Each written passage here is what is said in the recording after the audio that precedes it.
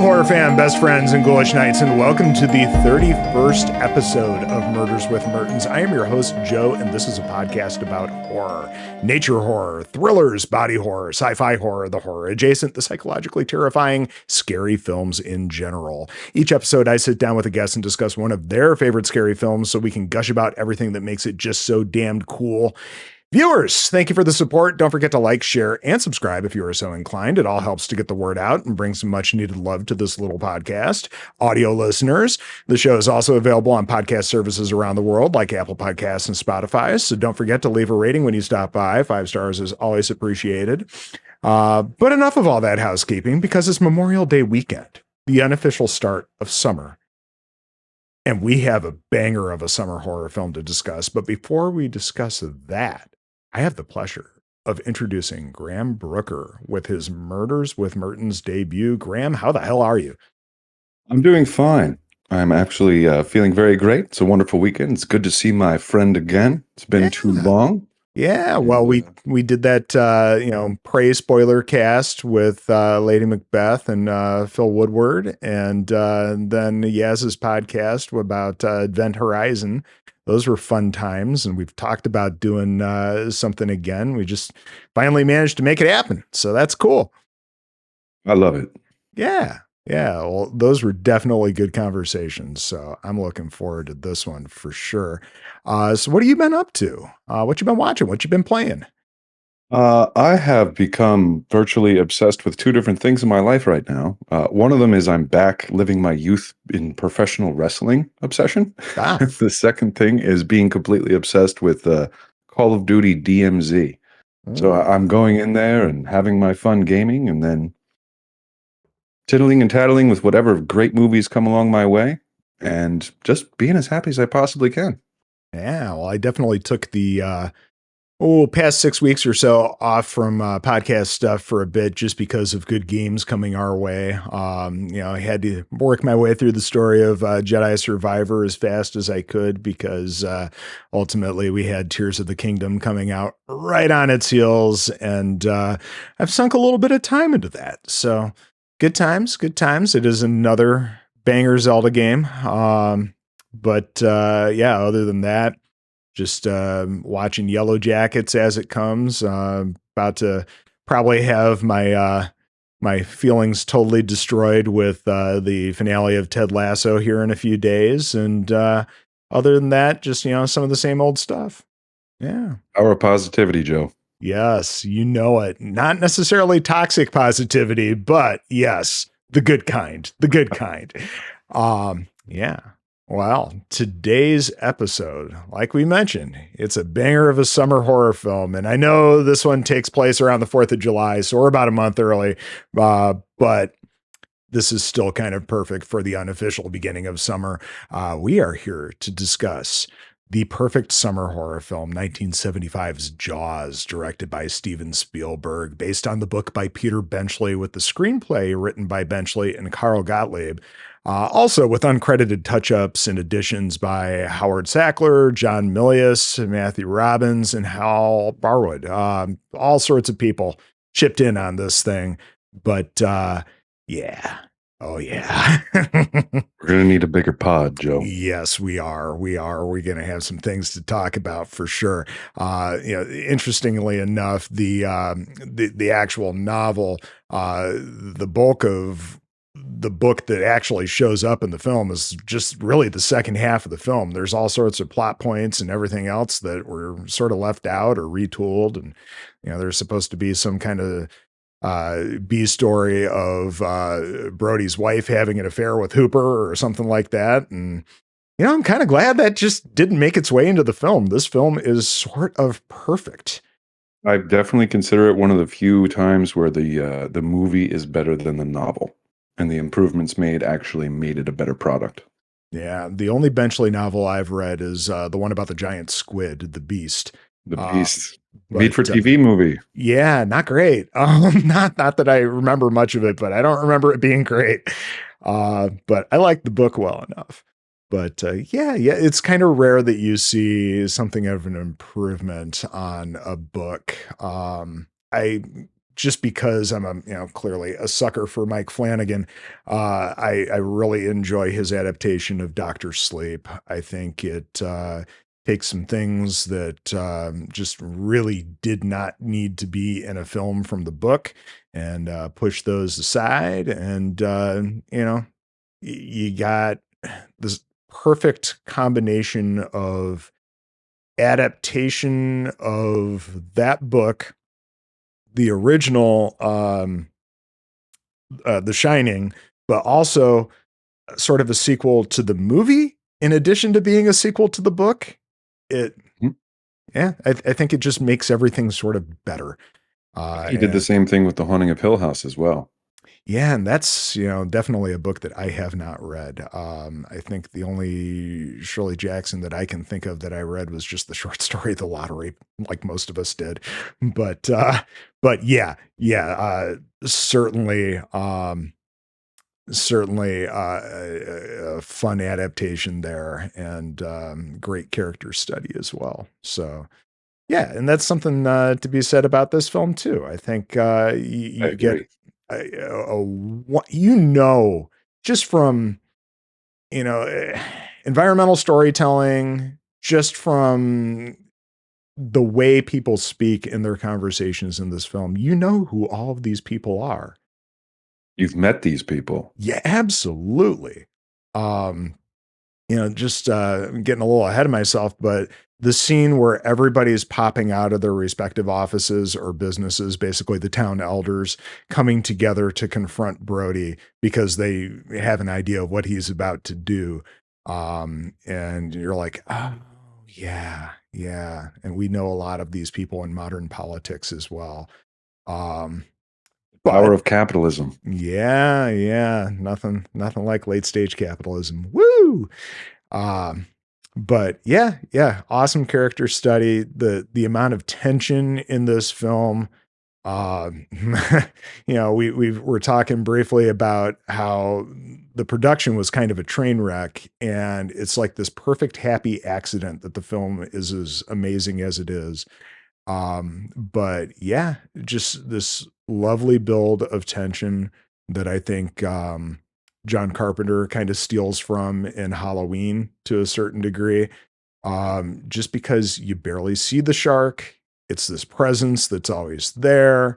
When it is around, it might just be from its perspective, or you know, um, yeah, it perfect masterclass of tension.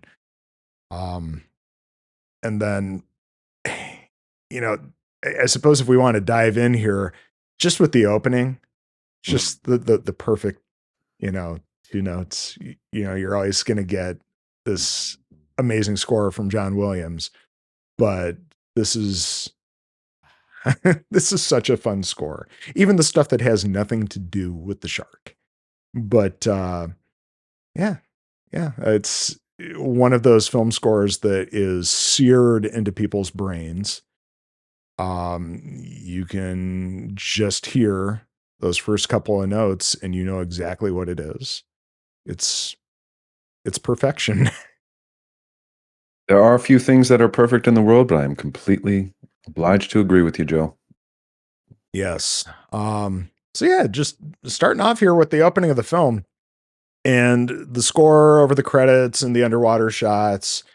And we just cut to a bunch of drunk college kids having fun on the beach. And guy catches this girl's eye and vice versa, and they go running off to go skinny dipping. And well, she goes in that water alone because the guy's too drunk, and she gets destroyed in just spectacular fashion. I, Which I I part love of, that Spielberg's the one that does the initial pull on her. oh, that's fun. Yeah. That's a bit of trivia that I never heard, but I love it. um, yeah, I wish I could remember my reaction to seeing this for the very first time as a kid. I really do, because I saw this movie at a very, very young age. I had to have been maybe only 5 or 6. Um, Same boat for me. It was one of those movies where my father like enjoyed torturously showing it to me because he knew it was going to scar me for life. And I grew up on the East Coast, so Oh, our perfect. summer trips were down the shore. So it's like my introduction to the film was it was the TV version. It was back in the day in the 80s when TNT would just show Jaws nonstop, like on repeat. So one day you sit down, you watch it, and you go to the beach the next day and you're like, I'm not going to go into that water. It's not going to happen. I'm scarred. Yeah, man. It scarred a lot of people in its initial run. There that summer of 75, there's all sorts of people that saw a little bit less attendance at their particular beach or resort or whatever. People were kind of staying out of the water. Um, Kind of yeah, an man. irony based on what the premise of so much of the first half of the movie is, too. It's like trying to keep things under wraps to stimulate business for your town, and then this movie comes out and it hurts shore towns across the Yeah. entire country. Yes. Yes.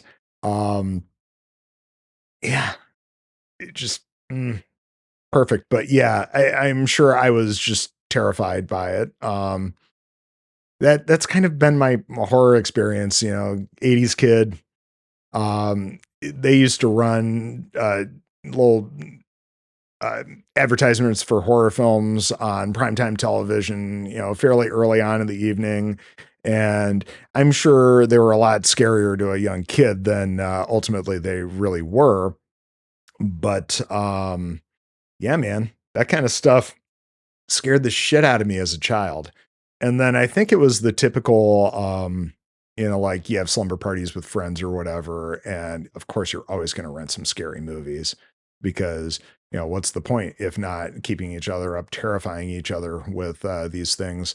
Um, so ultimately, all that stuff just kind of helped foster that love of the genre. And yeah, It's always yeah. nice when they take some form of real world horror, like something that can actually happen to you, and then twist it into a way. And when you're a child, you're so susceptible to the belief of everything. And you already have natural fears to the world. No, it's like when you take something where it's just like body of water. It's like all of a sudden a pool will start to look dangerous to you because your mind just Mhm. bleeds into that fact that there's just some danger that can always be hidden below a surface. And the darker the water, the scarier it is. Oh yeah. Oh yeah. I'm sure there were people even around inland lakes that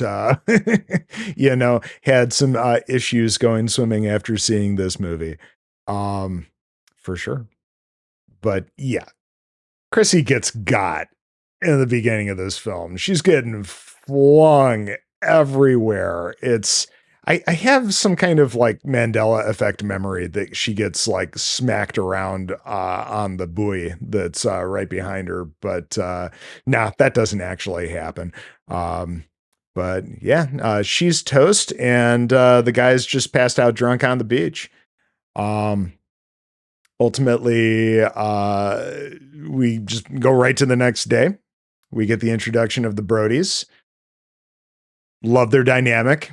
They are great. Um, they are they they're probably younger than I am now filming these roles, but they just look so old. It, Isn't it a strange thing about older movies? Like yeah. when you watch people, it could be the concept of going back to like when we first absorbed the movie, we were kids. But when you Mhm. see adults, they look so mature, they look so much older. And then it's like you think about what their age are at filming, and you're just like, oh man, they're in their mid 30s. And then I'm just like, I'm well past my mid 30s at this point, and I'm like, I don't look like that. I don't. I still look I like a punk. know. I know. It's just bizarre. And you think of like Max von Sydow and The Exorcist, and how he was in his 30s and he just had like a ton of old man makeup on.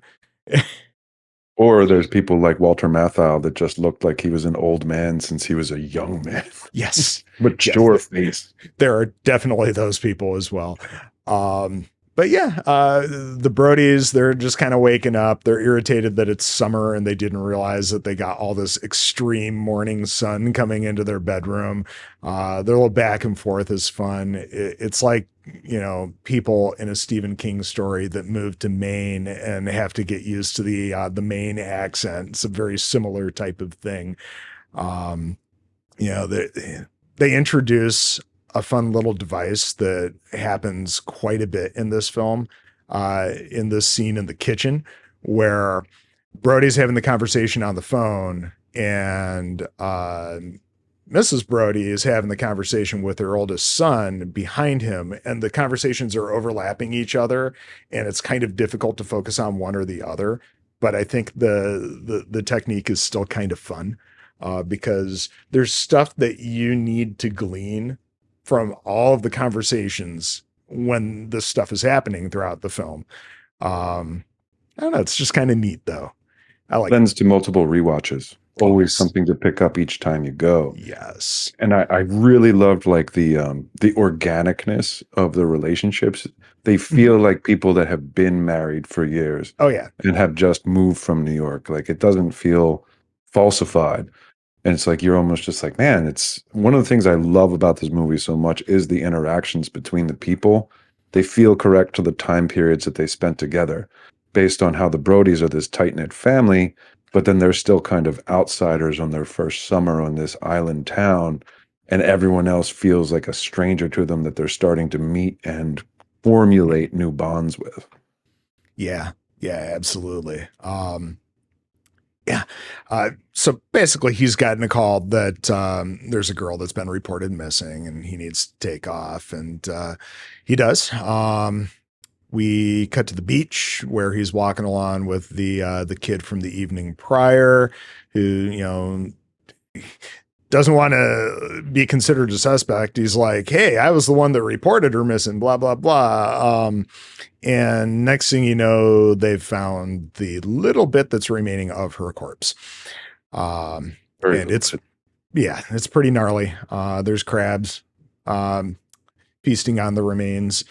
And we get this awesome jump cut from here of the deputy who is having a hard time with it and the kid sitting there in the police station and probably drinking some Alka-Seltzer or something like that. I assume that's what that was.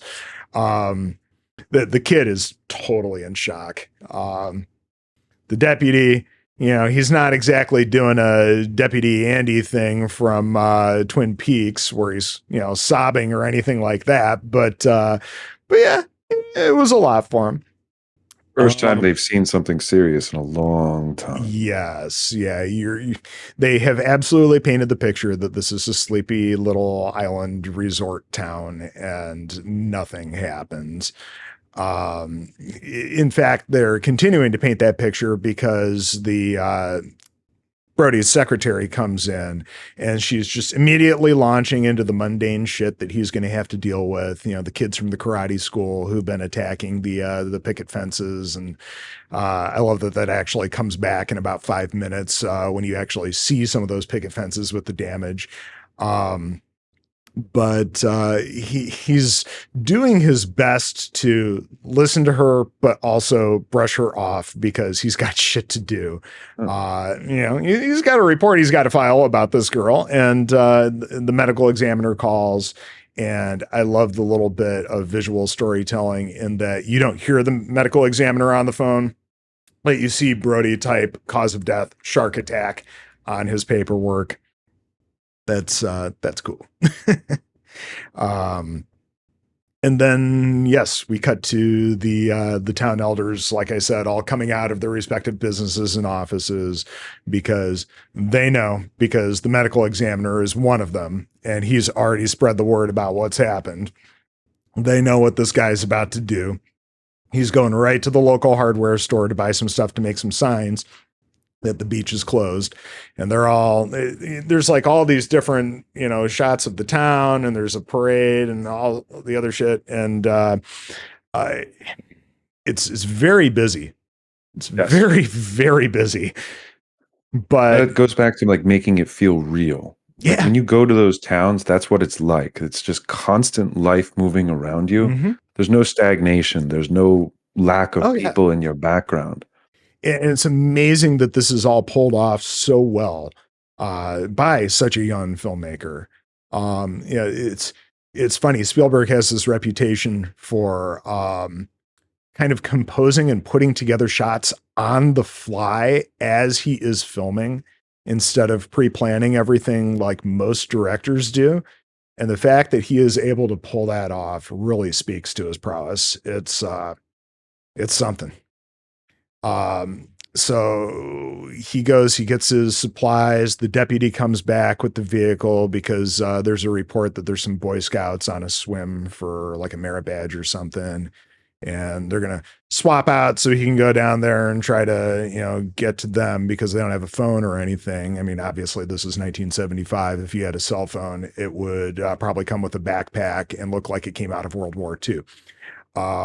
So, um, they swap out, and clearly all these elders are trying to come together to talk to Brody, but they keep missing him or getting cut off or whatever. And then finally we get to the little car ferry, I love and this shot too. this one shot, once they pull on there and all pile out of the car to talk to him, is so cool. It's the bulk of this is all in one take. It doesn't cut away from this shot until the conversation is essentially done. Yeah. It's very cool. Very And cool. I love it. It's like, here's our introduction to Murray, the true villain of the film. I don't care what anybody says about the shark. Nah, the shark was just doing shark shit. It's the mayor that is indeed the villain. This is where you start. If you rewatched this film in the past 3 years, this is where you start seeing all sorts of fun ties to our experience with the pandemic. And say what you want. Everybody has their own opinion, but there are certainly people that would have lived had things been a little bit more buttoned up with how we handled things. But yeah, we'll get to him very soon. But yeah, this again, we talked about our favorite thing, late stage capitalism, and ultimately, yeah, that might be even the larger villain of this film. It's true. Yeah. I love how they have the flip for the coroner.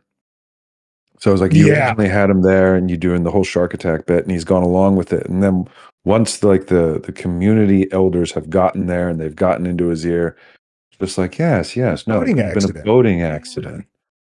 Because it's just like you just see how those like veins of corruption flow into everything to make this town work. Yep. And I get it too. With this type of a community, you are only making your money in these probably 3 very short months, right? So I understand where they're coming from, what they're trying to do. Basically it's the entire community's livelihood on the line for these months, but also at what cost? Yeah, at what cost? You'd be able to come back one way or the other. But yes, we cut to it's either later that day or the next day. Everybody's at the beach, and we get these underwater shots of flailing legs that are so anxiety inducing. They drive me nuts throughout all of this film. But that's what they are intended to do, and they are done so well. If they're not going to show the shark, they're going to show its perspective, and you're thinking, okay, who's next? What's going to happen, right?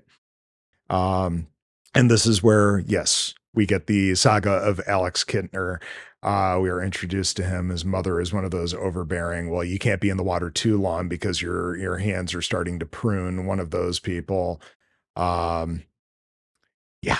And we're cutting in and out of Brody kind of keeping his eye on everything, getting a little freaked out when he sees Harry coming out of the water, but it kind of looks like a shark approaching because of the stupid swimming cap.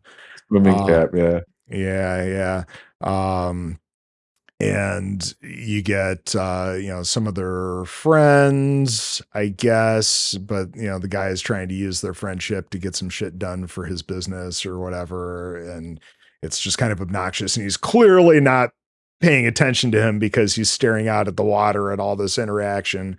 And then of course this guy who's been playing with his dog in the water, the dog clearly goes missing. Yeah, Which Leslie is to for me more upsetting than any of the people. Yeah. I forget what the dog's name is. It's like Tifton or something like that. It's like I 100%. It's like skip it or tip it, but you're right on point with it. Sip it. Yeah, that's it. That's it. God, I always heard him pronounce it as Pippin, and I had the closed caption on when I was watching it this most recent time around, just to catch dialogue a little bit better. And I'm like, nope, it's Tippet. Okay. I suppose that's a name for a dog. Yeah, I prefer people names for dogs personally. I like a dog named Jeff or Steve. I just love think a it's good fun. Jerry. Yeah. I think that's more fun personally.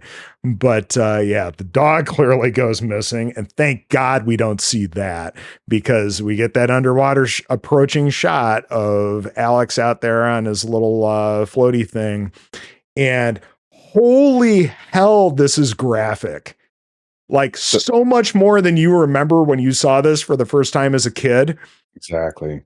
So I was going to say, when you told earlier, you don't remember exactly the first time you saw it, but I was interested to know, do you remember if you saw the TV version or did you actually see like a VHS? I'm pretty sure it was VHS. We rented a ton of movies in the 80s. That was our regular thing. And I saw probably so much that I shouldn't have seen at the age that I saw it.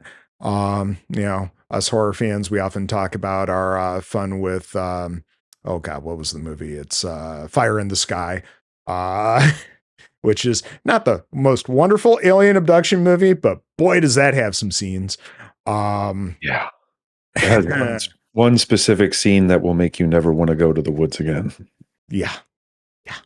But yes, definitely saw this far too young, and again, probably a good reason for my love of the genre. But yeah, the shark rolling with the boy and just fountains of blood in this water. It's holy crap. It's very visceral. And I remember the first time I finally got to see the unedited version of it. And it was one of those like, holy shit moments where it's just like, I don't remember this being this graphic and a child. And then you get a ridiculously cool shot where does the reverse camera pan where it's pulling into Brody and pulling back. Oh, the dolly zoom. Time. Yeah. So good. Oh, and it's just like a great realization. Zoom. Like you get to feel that he's like witnessing this. Yeah. And it's just like, feeling his stomach fall in that moment. Absolutely you are. Yeah, and everybody's racing out of the water, and you get the bloody water lapping at the shore with the torn up floaty, and the mom looking around for her kid. And I like the tease here. They don't ever explicitly say it super earlier in the film, but you notice that Brody doesn't touch the water, implicating that he has a fear of water. Yeah, and it was like even the waves, like when they crest, he's always like a step behind where the water would ever touch him. And I always think that that's cool because you see all these people that are panicking for their loved ones just going into the water to get them out. And here he is like the protector, and it's the first establishment of his fear of the water. I always love that little touch. He doesn't race into the water until it's his own kid that he's dealing with. That's later, but yeah, and again, Bad Hat Harry he makes the comments about how they know about him, how he doesn't go in the water, how he's afraid of it or whatever. It seems to be pretty well known, but yeah, you're right. The visual storytelling of it all is pretty cool too. Yeah, just how quiet it is after everybody all gets out of the water too, and the mom's racing around looking for her kid. Torn up raft. Mm-hmm. I think they cut right from here to the town meeting. I believe you are yeah, because they do the town meeting first. Yeah, they're talking about how the Kintner woman has put basically a want ad out there. She's thing in the papers about a reward, a $3,000 reward for somebody to get the shark. And people are making inappropriate jokes, and it's, everybody is just, they want to know two things, how, real is this thing? Can we get that money? And are you actually going to shut down the beaches? Because again, capitalism, yay! And there's the lady that screams because the mayor says they're only going to shut them down for 24 hours, but you hear her scream in the background. 24 hours is like 3 weeks. Yeah. Well, and I would assume, that's not necessarily too far of a stretch for, the amount of people that we see later arriving for the 4th of July weekend. So, yeah. Zero remorse for the fact that a child just died. Yeah, exactly. Self-interest all the way. Yeah. Like the one guy at the head table there saying, "Hey, is that 3,000 in cash or is it a check?" Yeah. Uh, so this is where we get our introduction via nails on the chalkboard. And one of the posters that I found for this episode is somebody's reinterpretation of the nails on the chalkboard combined with the shark and all that. It's a cool poster. But we get Robert Shaw as Quint, the local sharker, one of my favorite Bond villains from Russia with Love. God, he's cool. What a great character. I also love the fact that Bad Hat Harry is on the committee. He makes the most happy face about the nails on the chalkboard sound that to this day still cracks me up every time I watch the movie. It's like he's getting a lot of enjoyment out of this sound that's driving everyone else crazy. Yeah, most people, it's like, a dog whistle to a dog. It's, people do not like that sound. It's, anytime that at work I hear somebody push like a washer or a dryer or a range across concrete. It's a very similar visceral reaction.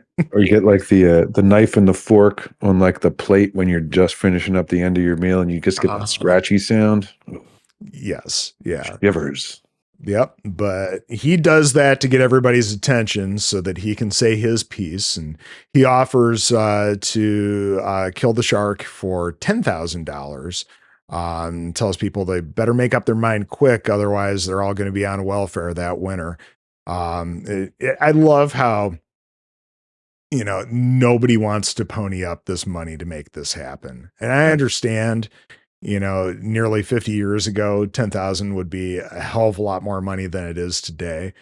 But Jesus wept. Come on, just get this done. They all want to be cheap about it. I understand, but just again, all the COVID similarities again. It's an interesting watch in this day and age, to say the least.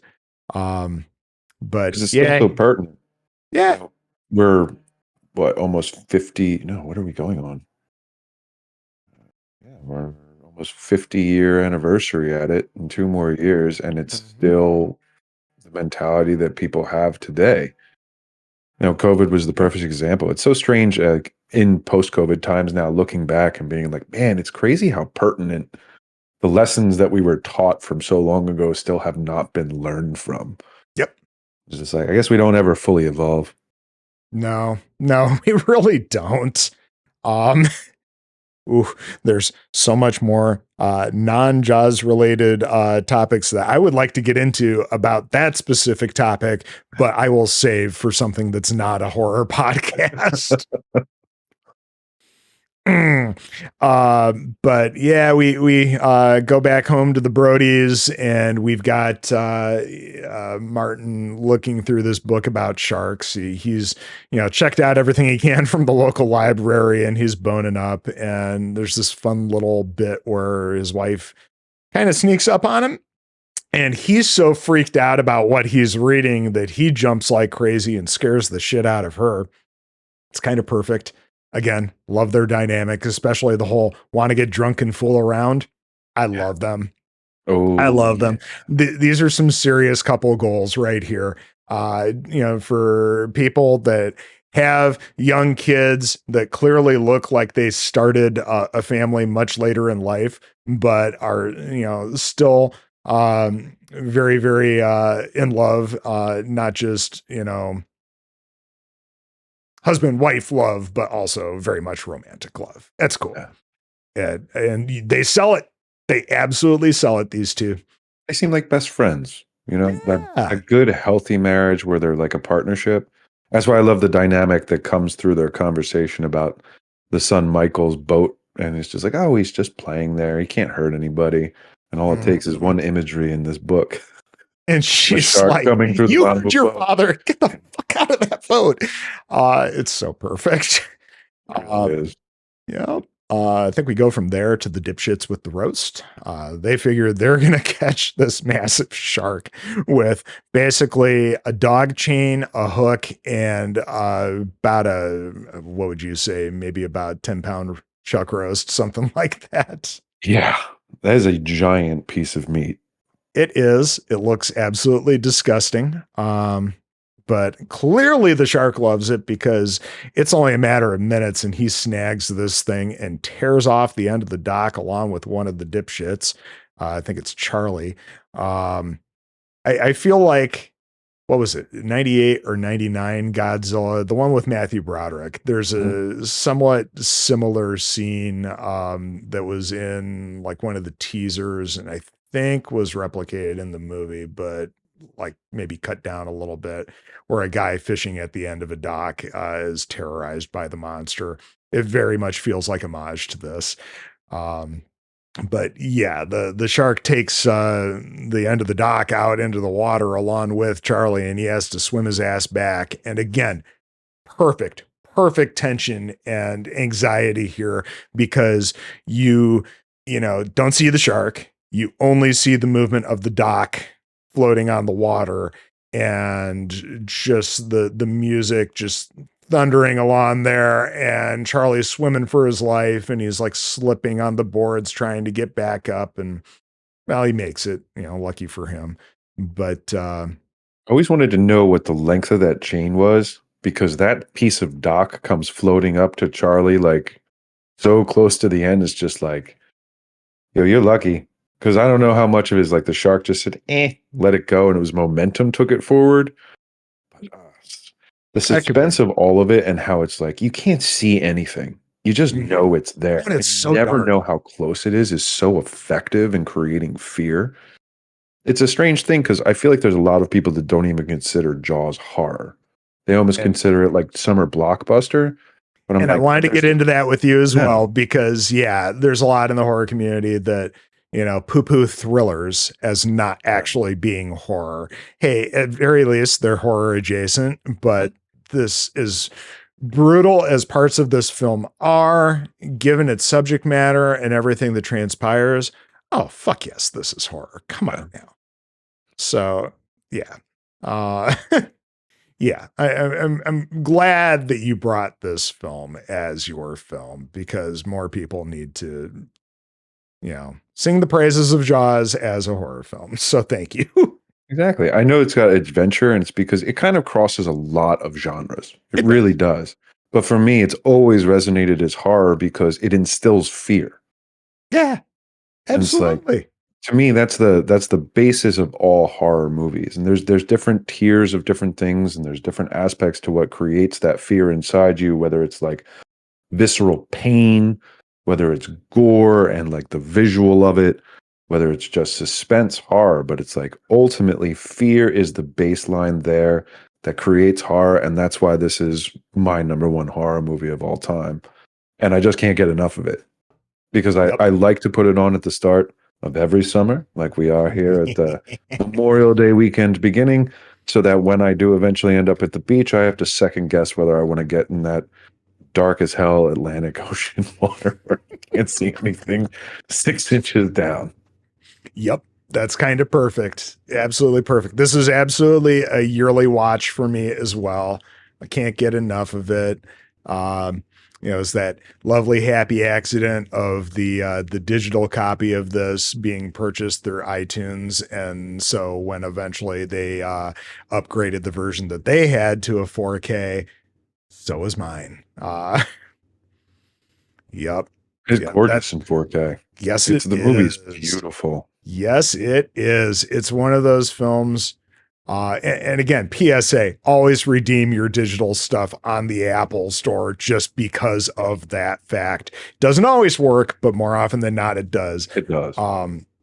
But yeah, this just looks so beautiful still. And there's a lot of films that when you see them in 4K, they lose some of their luster because some of the artistry of film and just making certain effects look better than they actually are tends to go away because of how crisp things are. Case in point, Ghostbusters.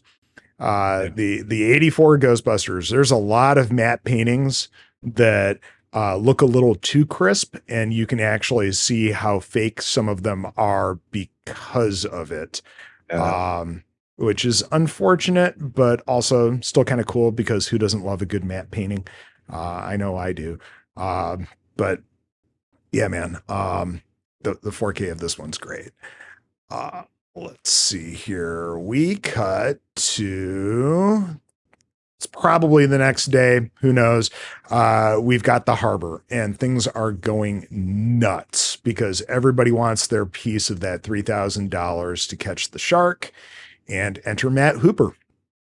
And we get, again, the multiple conversation thing happening. It's, again, rewatches really help with this. Yeah. But, all the people like overcrowding their boats and trying to take dynamite out on the water and everything else. It's nuts. And Ben Gardner. Love Ben Gardner. Yeah. Funny story about him is he was actually a local at the town, and Spielberg fell in love with him so much, he put him in the movie with this role and just let him be himself. It's like there's a bunch of actors in this movie that are all there. It's like they just got pulled and plopped in. It's like this movie is such a happy accident. Yeah. And I think that's one of the things that makes it so perfect. It's just all these random things fell into place and it just worked. And it's like this scene, like it's like you said, it requires like rewatches because the audio picks up all these different conversations and you can take your ear and you can listen to these little conversations because they're all pertinent. Every single one has something that goes into the movie and then it comes back in some other scene and you didn't even think about it until you watch the movie 5 times, 6 times, 10 times, 15, 30. Yep. Yeah. Again, perfect happy accident. There's no better way to describe this film. Yeah. And again, rewatches are absolutely rewarded with this thing. There's plenty of films where the luster definitely comes off with rewatches because maybe there's just so much of a twist that they're trying to pull at the end and things are ruined by having seen it before or whatever. But yeah, this is a perfect example of a kind of perfect rewatch. Hooper and Brody finally sync up there in the harbor master's office. They are so happy to have finally connected because it's chaos and Brody needs the help for sure. And then we cut to just a little bit late. Oh no, we cut to the medical examiner's office because Hooper wants to see the corpse. And he is absolutely shook by what little bit he is able to examine. He's like, absolutely, this is a shark attack. And just his glares at the medical examiner, who's like, this is no boating accident. Um, yeah. Yeah. I love how he needs that little glass of water just because it's just so shocking. It's like dried everything out in his mouth. And he needs it just to be able to speak for his recording that he's making as he's examining the body. Um, it's just those little touches, and that actually comes back a little bit later. We'll get to that. But yeah, we go back to the harbor where the Yahoos have found a shark. It's a tiger shark. It's reasonably big. They all think it's really impressive and that this has to be the one. So they're all gathering around for their photos and whatnot. Hooper is measuring the mouth because he understands from examining the body there is no way that this was the shark. It has a much smaller bite radius than what mauled Chrissy. But nobody wants to hear this. Even Brody to a certain degree, because he gets sucked in by the mayor, and they're all happy that they've caught this thing. They think they've done it. The relief.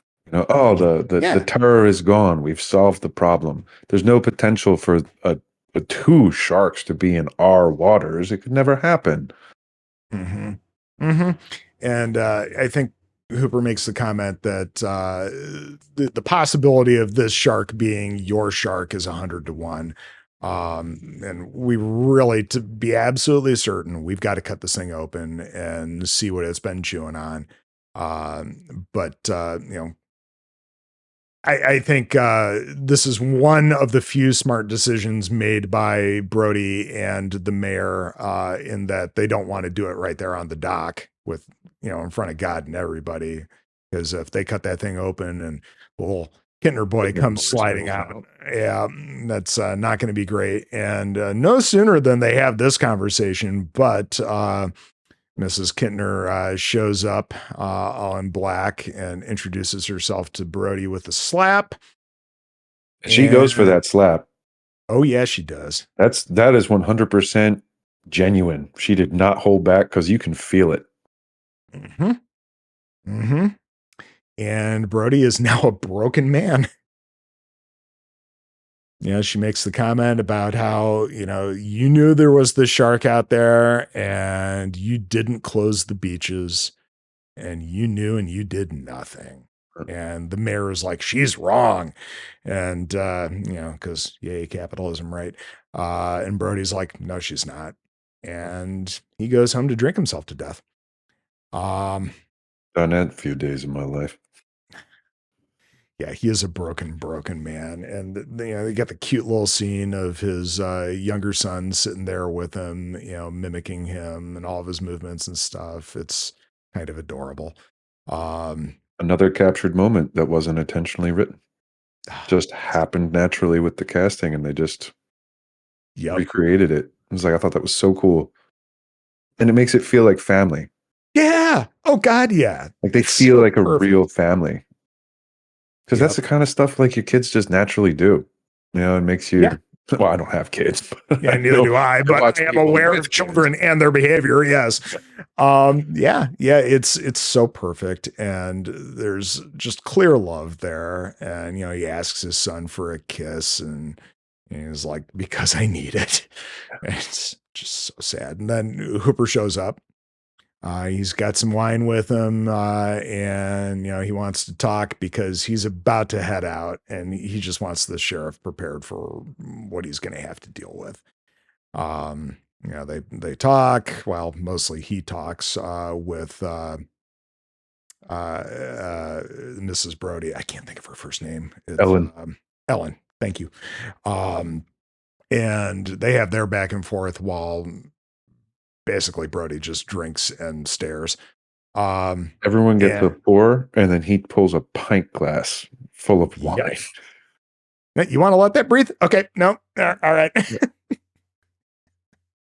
But they eventually come to the conclusion that they need to go ahead and just open up the shark and see for themselves.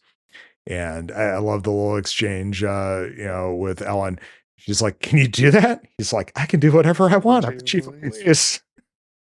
It's good. So they go down there, they open the thing up. It's disgusting. They throw a few fish out and A license plate. a license plate from Louisiana. Yep, it's come up from Southern waters. That's a good little bit right there. But clearly this is not their shark. So it's like, all right, well, we're gonna go out on a boat tonight and we're gonna go find it. This scene terrifies me. Yeah. When they go out there. Because it's like, it's so eerie with the fog and everything. Mm-hmm. And it's like, one of the things I like, everyone is super, super familiar with the bass theme of Jaws that Williams does. Dun, dun, dun, dun, dun. The little like subtle music that he puts throughout the entire movie is so underrated. And it creates that suspense that I love so much in this film. It's like, it's just, I don't know. I digress. No, but I know exactly what you're talking about. And it's very similar stuff that he uses in similar types of scenes in Raiders of the Lost Ark, too. Exactly. It's another staple of my childhood. Yeah, you know it. We are simpatico, my friend. Yes, it's perfect. And Brody just continues to drink and be drunk because that's I love that he's got the vest on. Yep. That's the only way they're getting him on that boat. But they run into Ben Gardner's boat adrift. And I do love the one line because it's got that levity joke where he's just like, so you're afraid of the water? And he's like, why you live on an island? He's like, well, it's only an island if you look at it from the water. Yeah. Yeah. Because, he's like, that makes a lot of sense, he says. Well, it's all a matter of perspective. Come on now. Mm-hmm. But yeah, they have the discussion of, how Hooper is just fantastically rich. And that's how, a lot of the stuff, including the boat, basically self-funded. It's like they have somebody like you watching sharks, or they pay somebody like you, he says. And, that's where he throws that line about being afraid of the water back at him. How old do you think Hooper's supposed to be? I figured he's what, late 20s? Yeah, that sounds about right. Late 20s, early 30s. Somewhere kind of like a yuppie kid that kind of got it all handed to him, went to college, became a marine biologist. Yeah, he clearly knows how to handle himself. He is an avid boater for sure. But and we get that quite a bit more in the second half of the film, of course. But he's definitely got a chip on his shoulder about, like working class people, not respecting him. But he's clearly done a lot to make sure that he is somebody that they should in some ways respect. And he's established himself through intelligence and hard work, even though he came from a different path, which comes to a great dichotomy we'll get to later. Oh, yeah. But yeah, he decides to, throw on his wetsuit and go check out the adrift SS Gardner. I don't know the name of the boat, where that is not established. But as he's underwater, and I love that they have the underwater lights from his own vessel there. That's very cool. A neat way to light the scene. But he finds this hole in the hull of the boat, and a very, very large tooth wedged in there, which he manages to pry loose with his knife. But just as probably Ben Gardner's head comes floating through the hole, which of course startles him, and he drops the tooth. Yeah. And then hurriedly swims back to his own boat. You get the little burst of music and the tension, thinking that he may be next, but far less so than the people with the dock and the chuck roast. Yeah. It's very clear what they're dealing with now, at least to him. They confront the mayor the next day. Things do not go well. It's like, so you have this tooth, right? Oh, you don't? Okay, well, then this isn't even a consideration then. That type of conversation. It always reminds me. I was like, did you wear Buster Browns in the 80s? No. I did not, but yes, at least I am old enough to understand the reference. I actually had a pair of Buster Browns. It's fine. Yes, because the mayor is far more concerned about this billboard that's been vandalized. Love it. You have this girl in a swimsuit on a surfboard that's advertising Amity. I don't know why they need to advertise the island that they are on, but it's more of a welcome sign, I guess, from the local chamber of commerce or whatever. But somebody has painted "Help Shark" in a little word balloon, made her eyes look far more terrified, and added a shark fin to the image. Yeah. Because that's the major problem. Yes. Vandalism. Yes. Picket fences and signs. Yes. The Hooper is going through a roller coaster of emotion and just how he speaks with the mayor in this scene. I also love that it's mostly like one take. It's good, but there's no convincing this dude. Basically what they're going to have to do is just shark spotters, people in boats, anybody that they can get with a gun who can help, because that's all they're going to be allowed to do. They're not going to be able to shut down there's just not going to be able to shut down the beaches. So, and apparently not going to be able to pay anybody to really seriously go after the shark. So they're going to do this bullshit in the meantime. Then we get the 4th of July montage of everybody coming to see what the big deal for these islanders is as far as the population and where the money is rolling in. Yeah, it's a shit ton of tourists. It's great great John Williams track throughout this as well. And this montage is kind of intercut with Brody and Hooper trying to recruit help on the phone. Yeah, we get before too long here Peter Benchley's cameo as a news reporter, reporting live from the beach and talking about the recent attacks. And there are helicopters and boats patrolling everywhere on this beach. It just does not feel like it would be the experience you'd want going there. And everybody's kind of terrified to go in the water. And the mayor makes sure to point this out to somebody. It's like, get in the fucking water, dude. Nobody's going swimming. Yeah. It's like, why don't you take your suit off and get in the water yourself, Mary? Yeah. Be the example you want to be. Yes. Ugly suit always reminds me of like fruit stripe gum. Yeah. Yeah, it's this one and the one with all the little anchors. He is a walking advertisement for J. Crew. Yep. Let's see here. So he gets that family to go out in the water, and wow, they are terrified, walking hand in hand with what I'm assuming are their grandkids, but given that we've already established that we are not great judges of age in older movies, they are probably the parents of these kids. They just waited till later. Who knows? They waited till later in life. Maybe they adopted. I don't know. But yeah, they've got 3 very young children with them, and they look like they're in their late 60s, early 70s. But they head out into the water, and then everybody else sees them, so they decide to as well. And we're back to business as usual on the beach. And this is where Brody stops his son and his friends from taking his little birthday present boat out on the main water. No, we want you to go into the pond. This they call it the pond. It's this little estuary that's nearby. I don't know why they thought that would be any safer, but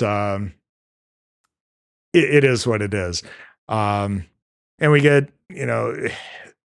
all this conversation back and forth between the shark spotters and the choppers and on the boats. Hooper, they all got code names and shit. It's kind of fun. Who doesn't like a good code name? But it's like, oh, I think we see a shadow. Oh, no, it's nothing. And then we Give a little get what we. background tease. Mm-hmm. Mm-hmm. That one's fun.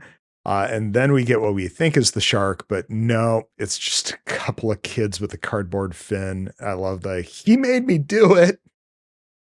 That's such a brother comment too.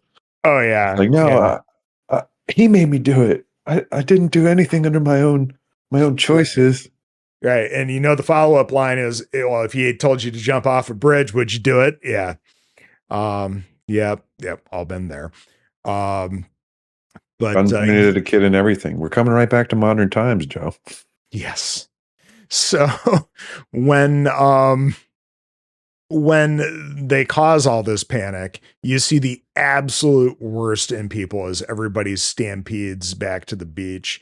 And you've got grown men crashing through kids and just throwing them aside, stealing their floaties to, be able to swim in easier themselves. It's kind of bad. You only see a handful of people helping anybody who, falls or, trips or whatever. It's pretty sad. Shows the worst in humanity. Self-preservation. Yep. Comes first and foremost. Yes, it does.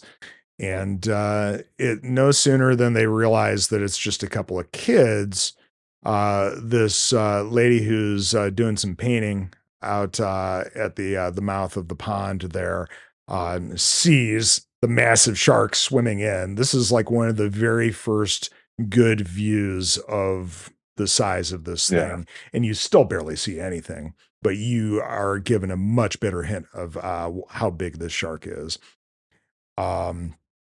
And yeah, you've got the kids on their little sailboat fucking around with a knot, and this probably kind of drunk dude in a rowboat.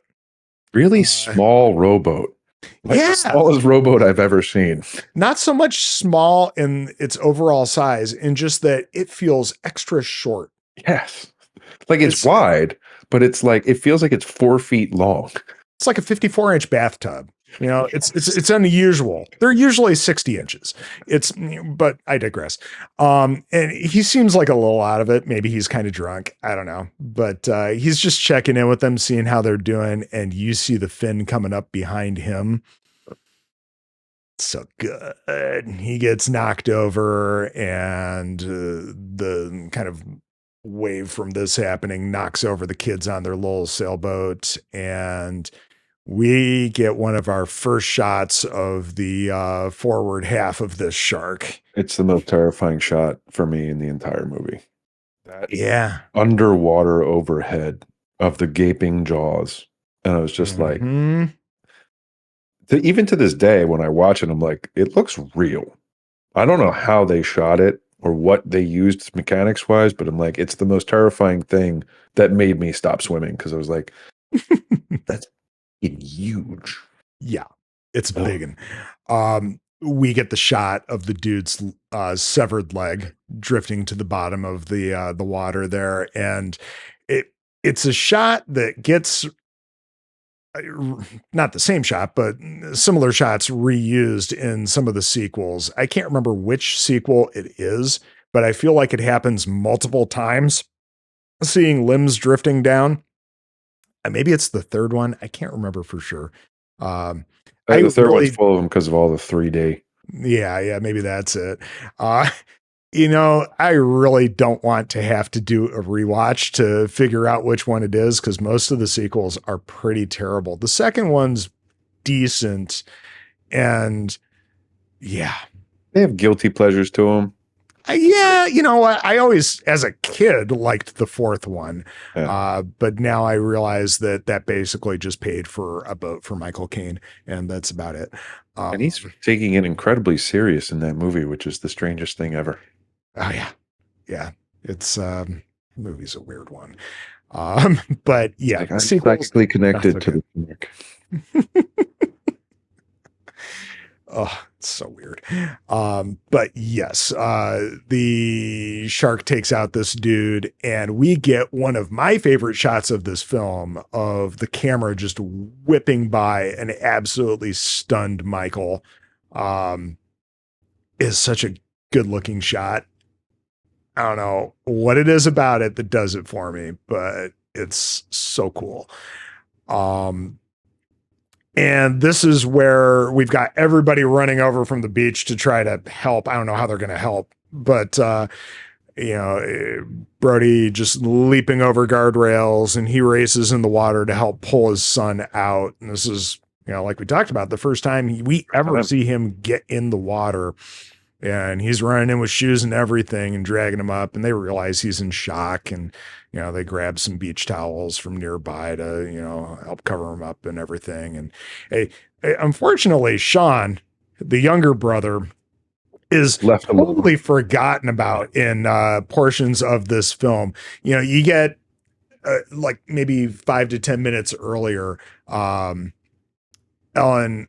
waving from kind of the boardwalk there at her husband and mouthing, "I've got Sean" at him.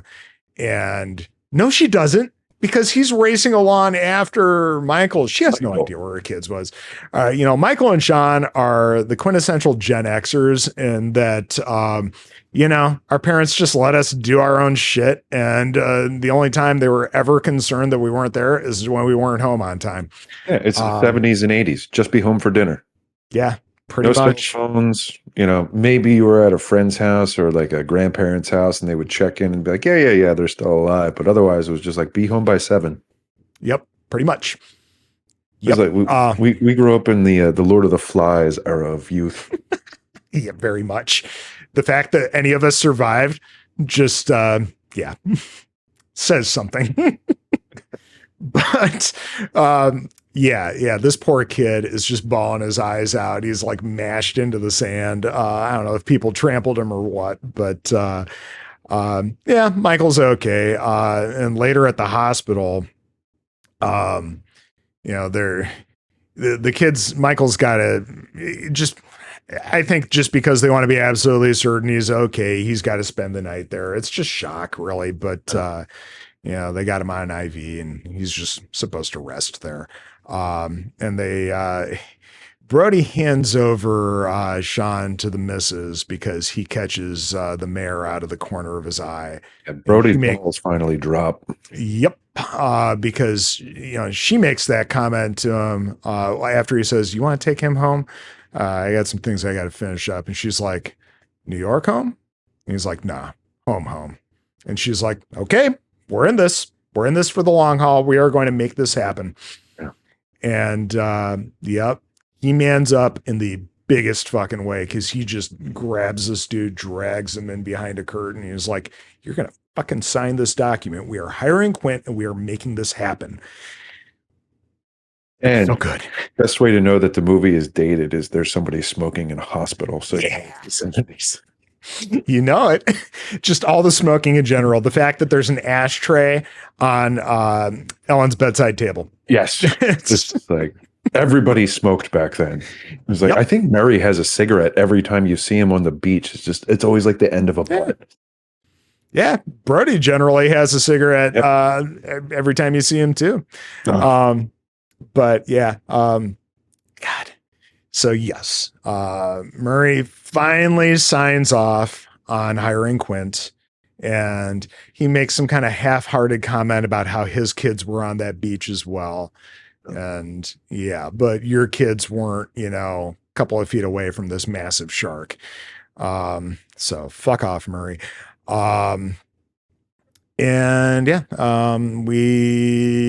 cut to the harbor the next day where, they're basically talking with Quint over, what it's going to take, what he's going to need. Hooper includes himself on this mission. Quint doesn't like that so much. He wants to do everything he can to basically say that Hooper's a useless city boy, fancy college kid who knows nothing, has soft hands, and is going to be just a detriment out there on the water. Seems like most captains have this mentality that it's like my vessel, my way. Mm-hmm. And I don't think Cooper has a problem with that in any way. It's just, he's certain that he's going to be needed to be able to catch a beast that's this large. We get they're back and forth there. A little moonshine. Yep. Which is probably going to make them all blind. I mean, I don't think it's actually wood alcohol, but I don't know that I barely trust my own home brewing. But that said, we keep getting back and forth between Quint and Hooper, and eventually we get Lorraine coming to, or that's the actress's name, Ellen, coming to see her husband off. And of course, he's got full rain gear on because he doesn't like going out on the water. He's terrified of being on a boat. And this is also, unfortunately, the last we see of Mrs. Brody. And there's like 50 minutes left in this film at this point too. It's more than halfway half and half movie. Yeah. There's a couple of them that do that. Like I always say like Predator is like that too. Yeah. Predator starts as like an action film, and then all of a sudden you hit this point and it becomes like a suspense horror film for the rest of the way. And I always love that aspect of this movie. It's like two movies mashed together with all the same characters. Yep. Yeah, from this point where they head out on out, it's just the three of them and the sharks. So, and apparently much closer to the book at this point. And then we get that awesome shot too of them heading out of the harbor, but it's through the shark teeth, the jaws that are hanging on the window inside Quint's building there. Yeah, this cinematographer, I can't remember the dude's name, but he was the one that did One Flew Over the Cuckoo's Nest and a ton of other cool movies. And he does just a banger job on this one. It's absurd. There's so many iconic shots that I just love. That it's like I found a couple. I actually found this shot, and somebody painted it, and it's just like it's a really really cool like mock poster that they made, and I love that shot. Yep. Because it's kind of what they're heading into. Yeah. Yeah, very much so.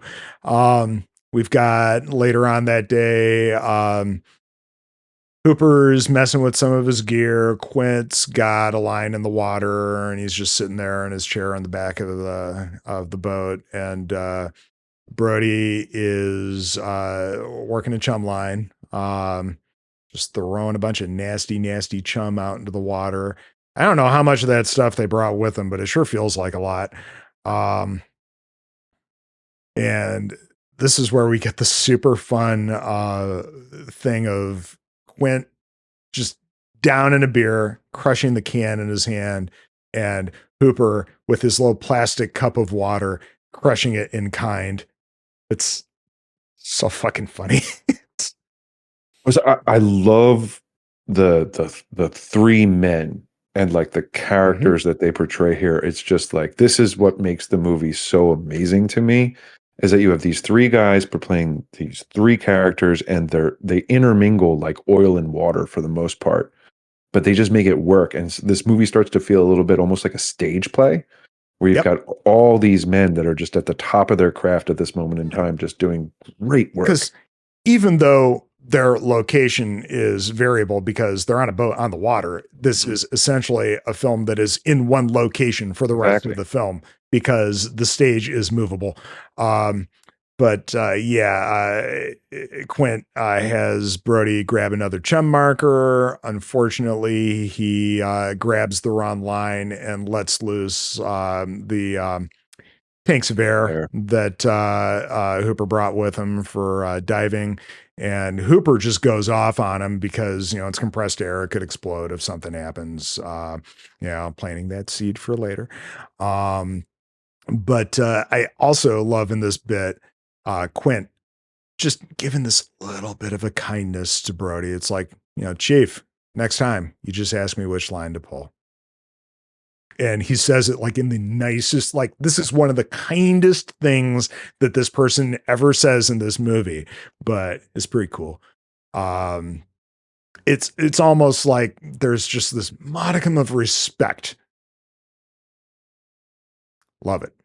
Love It it. almost feels to me like there's a little pull between Quint and Hooper, like almost vying for who Brody's gonna be with, because Right. it's like, and it's kind of like it's almost like a cute relationship aspect where it's just like, well, no, I want you to be a little bit on my side, or I want you to be on my side. It goes a little bit back and forth as they do the things. I Yeah. always really like that aspect. Yeah. It's who's actually going to be in control.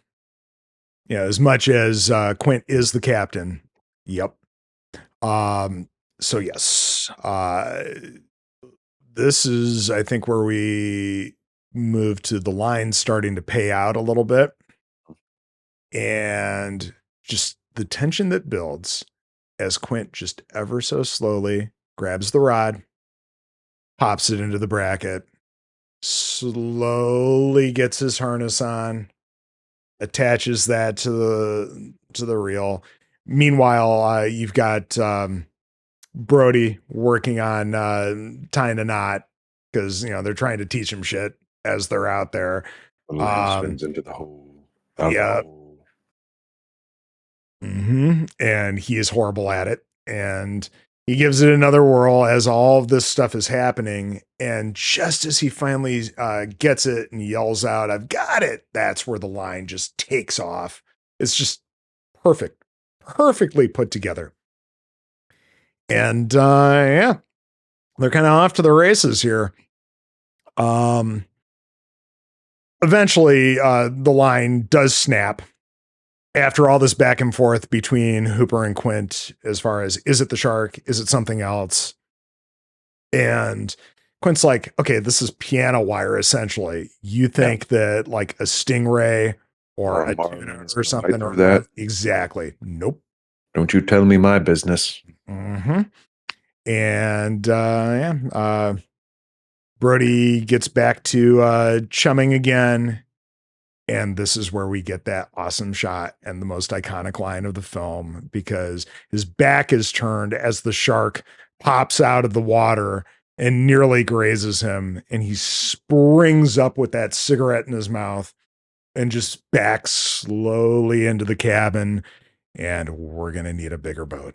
Or completely improvised line. Yeah. So perfect. You're going to need a bigger boat. And then Quint turns and looks out, and then he sees it, and it's like the realization of what they're all dealing with just washes over each one of them, and it's so good. Oh yeah, because they all finally, and we as the audience finally get that real sense of scale of this shark. And Hooper's like, it's a 20-footer, and Quint's like 25, and oh, it is huge. It's yeah, it's funny. Quint refers to great whites as porkers. And that's for good reason, because they're thick boys. They are a very, very big, beefy shark. And this one is no less so. So yeah, they finally get moving and grooving. They've got Quint's got his rifle there with the that fires off like a small harpoon or piton or whatever. And he's got a barrel system to basically attach to a large shark and keep it from submerging too far. And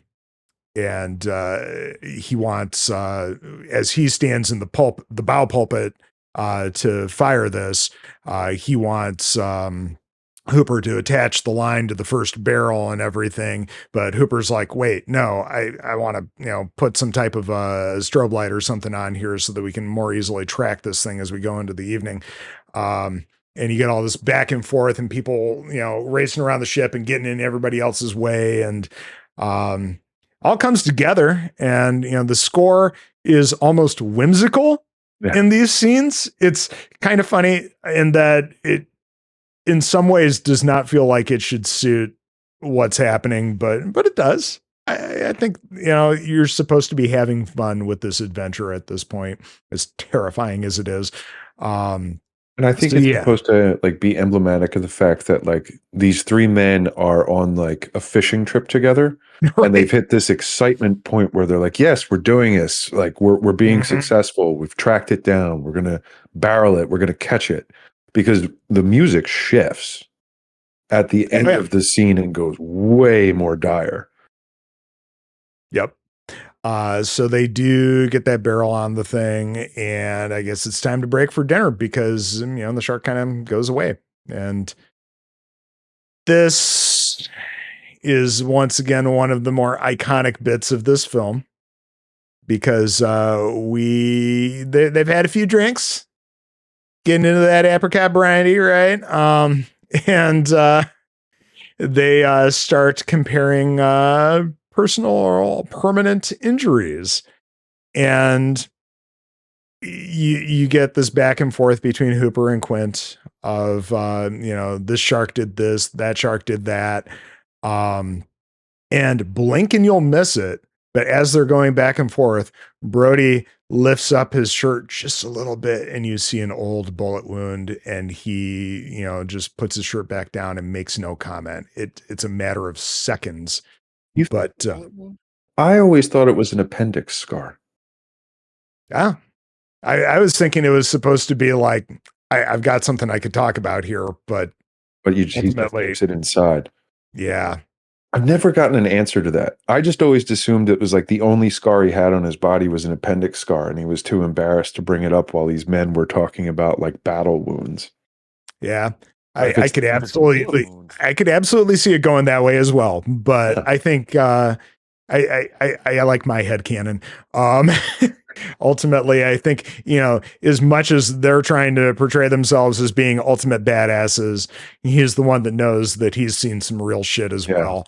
Um, and I will be remiss if I do not bring up the tribute to this in Chasing Amy, where What they're in was the, it? yeah, yeah, where people will Mark Freeman will never forgive me if I don't bring this up. Just being the massive Kevin Smith fan that he is. But ultimately, yeah, where they're comparing permanent injuries from sex. Um, No, not the and sex, oral sex. yes, exactly. Yeah, and I love how ultimately they are so perfectly paired with the injuries from Jaws. Because Quint talks about how he only has a certain range of motion because of an arm wrestling I contest that can't he move was my in. neck. Yeah, I can't move my neck. I can only move it so far this way. Yeah. But we move on from them having a good time But wait, before you go to further, you can oh, also say in Clerks, there's the salsa shark bit. there So Kevin is Smith has quite a few homages to Mallrats as Jaws. well, because what's his face? Quint. T.S. Quint, named after Quint in this film, is going to propose to his girlfriend at the Universal tour where Jaws pops out of the water. Exactly. Yep. Now I got to see if I can find more references through the Kevin Smith movies because there's probably a ton I don't even remember now. There likely are. Yes. But then Brody sees one last scar on Quint that he hasn't brought up. And ultimately, he asks about that thing on his arm. And Quint's like, oh, it's not a scar, it's a tattoo I had removed. And Hooper wants to make light of it. It's like, oh, let me guess. Mom, Mother. Yeah. But no. And Quint does this thing where he reaches out and he grabs Hooper on his arm and just holds him still and very, very tight. And he's like, no, that was the USS Indianapolis.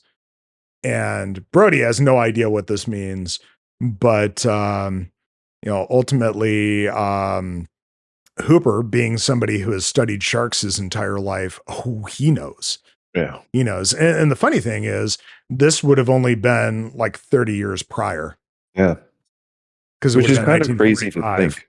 Oh, I know, right? Here's a movie that's nearly 50 years gone, but at the time it was released, it was only 30 years after World War II ended. And it's a strange concept. I always think about this now because it's like we're both '80s kids, And, some of like our classic movies are these 70s movies, Mhm. 75, 76, 78. And it's like when I was a kid, that felt like an eternity from Oh yeah. before me. And then I'm just like, no, I was there when these films were made. I just watched them a little bit later. Hmm. And then to think, oh shit, I'm old. Oh yeah. Where it's just Yeah. like, whereas like Jurassic Park, it was like, oh, here's a classic Spielberg movie that was just made when I was alive, and it's there. It's just in my nomenclature. But Jaws, I always aged it out like it was 20 years older than it really was, but it's just right there. Yeah, I Sorry, always you have to cut me. remind myself that Jurassic Park was the summer before I started high school. Yeah. It's fuck, man. It, the whole advancing age thing is always a kick in the ass, isn't it? Hey, man, we get some sweet ass movies. Yeah, we do. It's just unfortunate that they are always a reminder of that, but Yeah. it is what it is. Um, So yes, he mentions, nope, that was a tattoo I had removed because I served on the USS Indianapolis. And Brody's like, what's that? And Quint goes through his story about how that was the ship that delivered, Fat Man and Little Boy to, or at least Fat Man, to um, the staging area for, the bombing of Hiroshima. Hiroshima. And how on its way back home it got torpedoed by a Japanese submarine and everybody went into the water, and for the time that they were in the water the sharks were eating good, and it was absolutely, I can't remember the numbers, but it was thousands of people that essentially went into the water but only hundreds made it out. And just his, thing about how, he saw one of his friends floating there. And when he reached out, he realized it was only his upper half. Ended. Mm. It, And the moment where he was truly terrified was when they were being picked up yeah. and you were wondering if you were going to make it through that final stretch just to get on board and get out of there. Now I know I'm It's going to be biased because I've already labeled this as my favorite horror movie and my favorite movie. But I truly believe that this is maybe one of the greatest monologues that's ever been done in film. God, yeah. Like it's so captivating to listen to him. Like every time I watch it, I'm like waiting for this moment because it's just like I'm so enamored by this man's story. Mm-hmm. Nobody talks. Like you can have chatters through movies. As soon as this scene starts, everyone goes silent, and just listens to this, no matter how many times they've heard it. I just think that's so powerful. Just It is amazing absolutely. scene. Take that, Mike Flanagan. But I'm sure it's quite the inspiration to him. But yeah, it's just shockingly good. It just there's just, for somebody who's kind of in some ways a comedic character because of what a hard ass he is and just his little, just the little things that he spouts off on throughout the film, to ultimately get this super quiet moment. Vulnerable. And yeah, Yeah. And it's like super vulnerable. in the 70s where it was just like, men are men was like a huge mentality aspect of those times. Like men don't show vulnerability. And it's just like this man like truly exposed himself to these other men. It's you start to feel this great camaraderie between the three of them at this point. And that's where you start Mhm. to become really invested in the point you're like, I want these three men to succeed. I want these three men to live through this. And it almost raises the stakes a bit because you finally like instead of just seeing Quint as this cool badass character, you see him as a human for the first time. Mm-hmm. In my opinion. No, absolutely. That is kind of the perfect perspective of this scene. And he finishes his story and everybody's just dead silent. And then you start hearing whales singing. And that inspires Quint to, bring back farewell and adieu to you, fair Spanish ladies, which is something he teased Hooper with earlier when they were talking about the shark cage, because as far as Quint was concerned, you go in that water with that shark, we're never going to see you again. Yeah. And yeah. And then Hooper picks up from that with show me the way to go home. And then Quint joins in with him, and Brody finally sits down with them, and they're just having a great time because they're all, fairly buzzed at this point. And they've had this, pretty intense bonding experience at this point. And then we get the shot from outside the boat of the barrel approaching with the flashing light. And through their singing, they don't understand that the boat is now getting rammed by the shark. And water is starting to pour in. It's, oof. That's, yeah. A sinking ship to me is one of the most terrifying things. That's one of the reasons I love submarine films, because it is so claustrophobic. Yep. And just terrifying. Yeah. Hunt for Red October, basically the capstone of the great John McTiernan trilogy of Predator, Die Hard, Hunt for Red October, is just terrifying in bits because you've got nowhere to go. If water comes in, you are going to die. And if James Cameron is filming it and you're in Abyss, you might actually die because he'll risk your life to get his shots. Yes. Oof. That's a film that I wish had an easy way to watch. Apparently it doesn't stream very often. Supposedly this year, 4K. I have heard. Take my money. Yeah, I've heard Cameron is like, they were starting it with Titanic. I heard Abyss is getting a 4K treatment. I was like, I will own that. Yep. It's such an amazing, underwatched film. Yeah. For sure. I love it. But yes, the shark is ramming the boat and water's coming in and things are not good. They end up, shorting out the battery that's, powering the lights and all that, with the water that's pouring into the bilge. And, they all go on deck and, Quint. Yeah. Bold action. Yep. Hooper telling him it doesn't matter. Yeah. It's certainly not going to have the stopping power, a few feet underwater there. Especially not this big, massive shark either. But, shark kind of leaves for the evening and, they're forced to, kind of endure in darkness, until the sun comes up there. And there they are, shooting stars. I always loved that they called shooting stars in the film. And I was like, are they real? But it's like, because of the way that it's filmed, they look kind of fake, but they actually captured real shooting stars. Yeah, that's the cool thing. When you're so far out on the water, you're going to see stuff like that because of, there's such a lack of man-made light. Light pollution. Yeah. Light pollution is not a thing out there. It's so rare that you get to see night skies like that anymore. And it's super cool.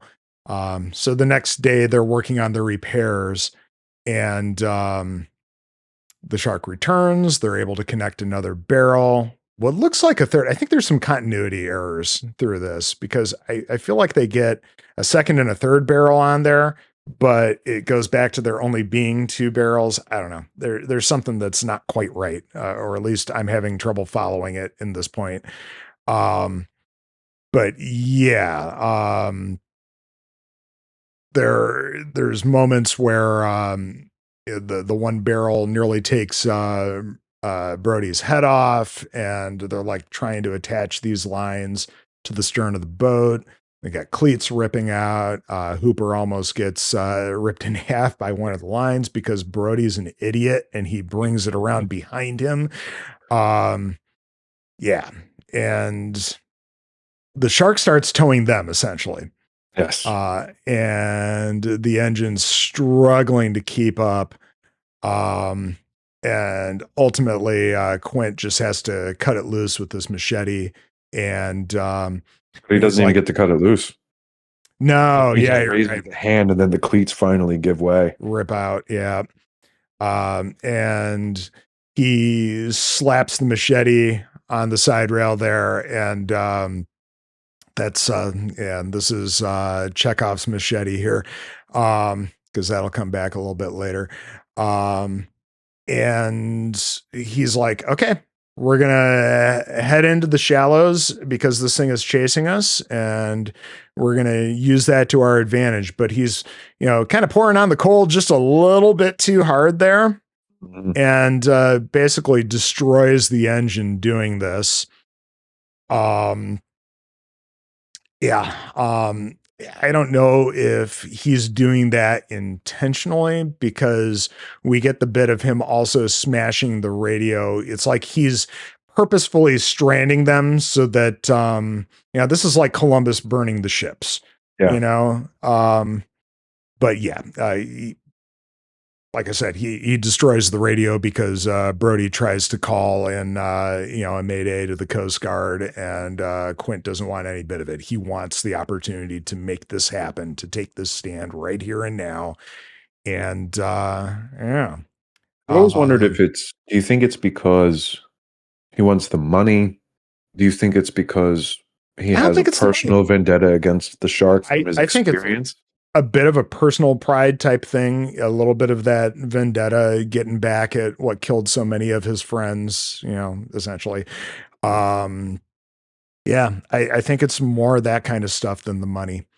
Um, Because it's like when you and look at his when they're at his hut earlier in, and it's like, it's just graced with all these trophies per se of all yeah, the jaws of these sharks, and it's like his experience. What you don't really know what he was before he was in the army or the navy, and they did the bomb delivery, but it's like he definitely dedicated himself to sharking after fact, and it's just like this mhm, is just the culminative big boy, and you're your own worst enemy.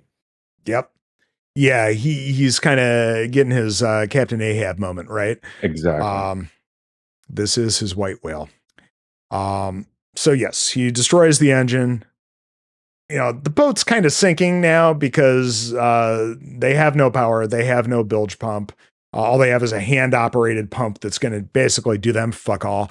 Um, I love that Brody and tries for a short period of time before he's just like, fuck it, and just he just throws it throws it down. aside. Yeah. Yep. And understanding that they are sinking, that they are kind of fucked, Quint finally relents and asks Hooper what he can do with the stuff he brought it. Yep. And um, the plan is to set up the shark cage and to try to poison the shark. And he's like, with this needle, you're not going to get that through the skin. He's like, no, I'm going to have to go into the cage and try to jab it in its mouth. And wow, that's terrifying. But they get to work putting it together, and Hooper gets into his suit, and he gets into the cage in the water there, and he goes to spit on his goggles so that they don't fog up and everything. And he's like, I got no Ain't got spit. no spit. It's kind of that callback to him, being so shocked by what he saw in You dried out. yeah, yeah. And so they send him down, and boy, the shark comes right away. And we get the theme music pumping, and it kind of swims off again. And But they only introduce real shark footage, which starts to yes, add to some believability at the end of the film, which is super cool because you're just like, there's only so much you could do with the mechanical shark, especially in the right, 70s. So I just remember when I was a kid, I was like, wait, that's a real shark. And it just starts to register in my brain like real stakes, especially as a child. I was just sure, like, that's huge. It's yeah. huge. Oh, it's massive. Yes. Um, yeah, real shark footage from Australia, right? So ultimately the shark circles around and rams the cage from behind. He drops his poison there. And the shark just starts lacing into this cage. And God nearly gets Hooper. It's like doing everything to mash its face into the opening that it's creating. And he's got just like a little diving knife that he's stabbing away at the nose of the shark with. And he does manage to slink away. And Not in the book. Yeah, that's a shame. Way But more unlikable in the book. Yeah. Yeah, I'm kind of sensing that his character is a lot of fun in this movie, so I'm sure that's why they kept him alive. But yeah, he hides out on the bottom there. He manages to find his needle, and he's just kind of waiting for his opportunity. But yes, we cut back to the shark giving up on the cage. Brody and Quint they wheel it up after their pulley system basically gets ripped out by this shark. And they rig something to get it back up, and they realize Hooper's gone. They just let it go. The stern of the boat is basically underwater at this point. And let's see here. The shark essentially launches itself onto the stern of the ship at this point. Yes. Shockingly so. The weight of this thing, all 3 tons, I think they described, basically pulls the ass end of the boat underwater and causes Quint to slide down into its maw. But he goes out like a G. He grabs that machete on his way, and even though he's getting torn in half, he's hacking away at this thing. Now, this goes back to seeing this movie for the first time on TV. Mm-hmm. And experiencing it that way. I just remember being like, oh, okay. So, he slides down. At some points the shark gets him, and then he's just gone. When you see the unedited version of this, you start to think, man, you want to know why we're so fucked up, Joe? Because in the 70s and 80s, this was PG. You know it. Yeah, it took Gremlins and Temple of Doom to give us a PG-13. Yeah, like, this is a fairly brutal PG film. I don't know how they did this shot where he's like bitten in half. It's so effective looking that there's like teeth into his belly, and then he gets dragged into the water. I'm just like, I don't know how they really did that one, because it looks damn good. Yep. I know there's several documentaries out there. It would be worth pouring into, a couple of these. I think one of them's called like The Shark Is Still Working or something like that. I think it's The Shark's Not Working. Oh,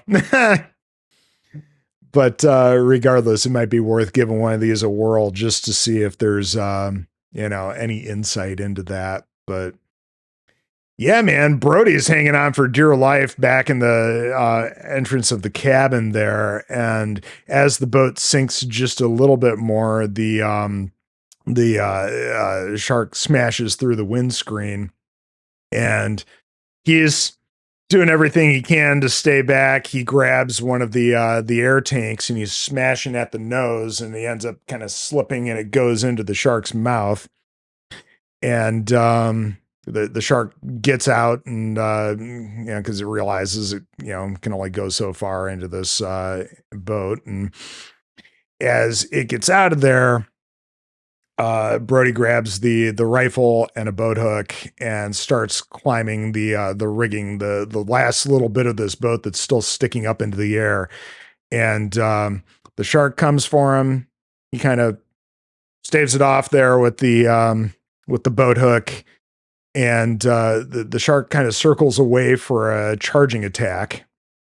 And we get Brody firing off rounds. He knows the air tank's in there. He's going to try to hit that thing. And he's like, come on. And it's like, ultimately, we get the iconic line of, just before the end, smile, you son of a bitch. And which is slightly covered by the sound of the gunshot and then the subsequent explosion. But it's so good.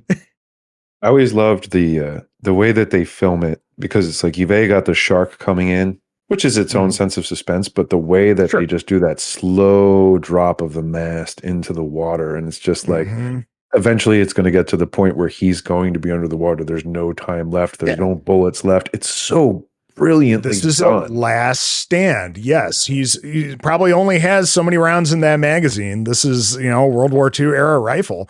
It's and just with every shot that doesn't connect, it's just one little bit more ratchet of tension there.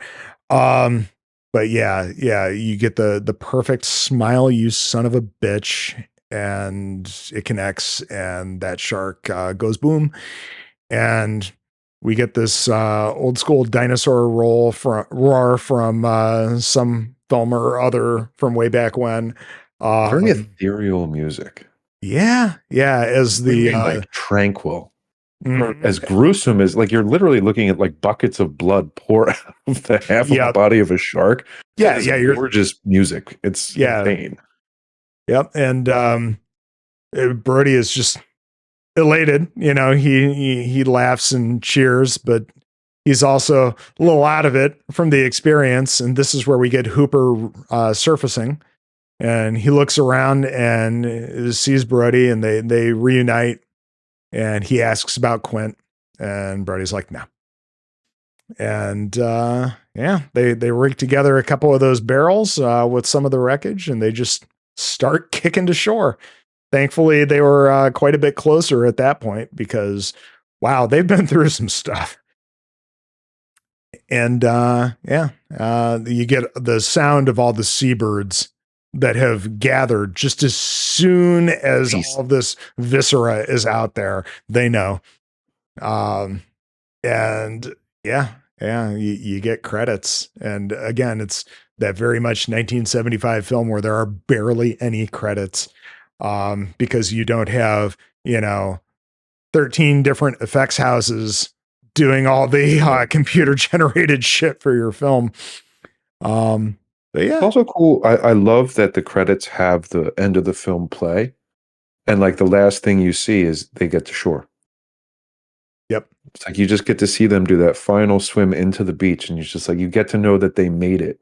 Yep. And it's just like, I wish more movies would do stuff like that, but you can't, because like you said, I mean, what are the credits for a movie now? 10 minutes?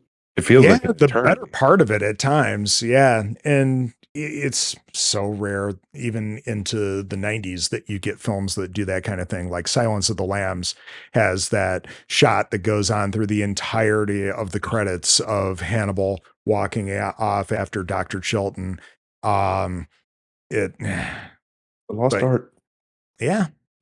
It's every once in a while you get a film that brings something old back, like even the more recent Scream films doing the character shots along with the actors' names throughout the credits, which is something that you don't see every day, but something that they've done with almost all of the films. I think there's like maybe just one or two that don't. They definitely got to bring more of that stuff back. I appreciate it. Yeah. Or the still frame of each character with the paragraph that tells you what they went on to do or what they're doing today. That's great teen movie stuff from back. Yeah, it is. But fairly short credits, and that's it. That's Jaws. Wham bam! Thank you, man. Yeah, nice, tight, barely over 2 hours. It's it doesn't overstay its welcome. My only complaint from the film was just, how you get this point where there is no more Mrs. Brody because she's great. But I also understand it's very much the second film. It's kind of like we talked about, 2 films, and that is what it is. And it's still perfect for it. Tried to been replicated, tried to make sequels, and it's one movie. I mean, I have a list in my brain of films that just are not meant to be touched. Yeah. And it's just, don't make Jaws. Don't remake it. There's so many movies that should not be touched, and this is one of them. Yeah. it is kind of perfection. I think the reason that we haven't seen a remake of something like this is just the level of respect for this film.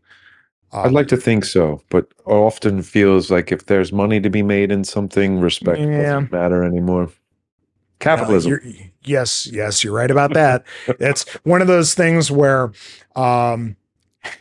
if they tried to remake it, that portion of it, it'd be like, wait, no, if we remake this, then we're saying the quiet part out loud. It's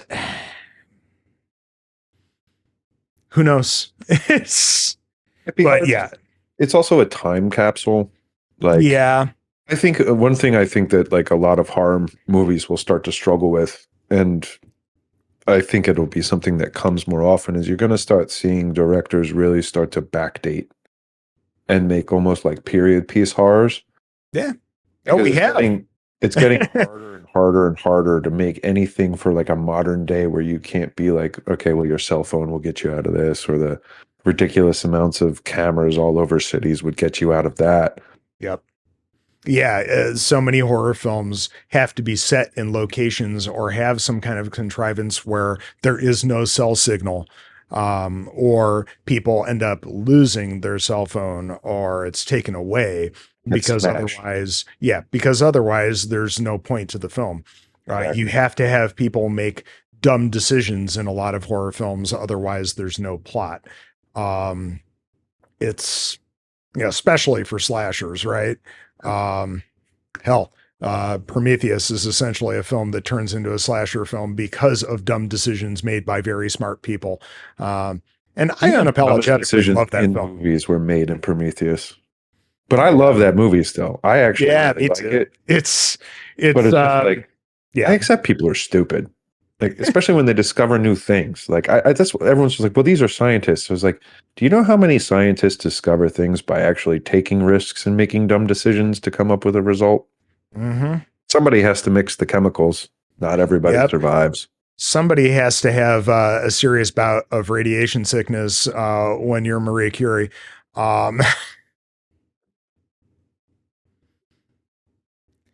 Yep.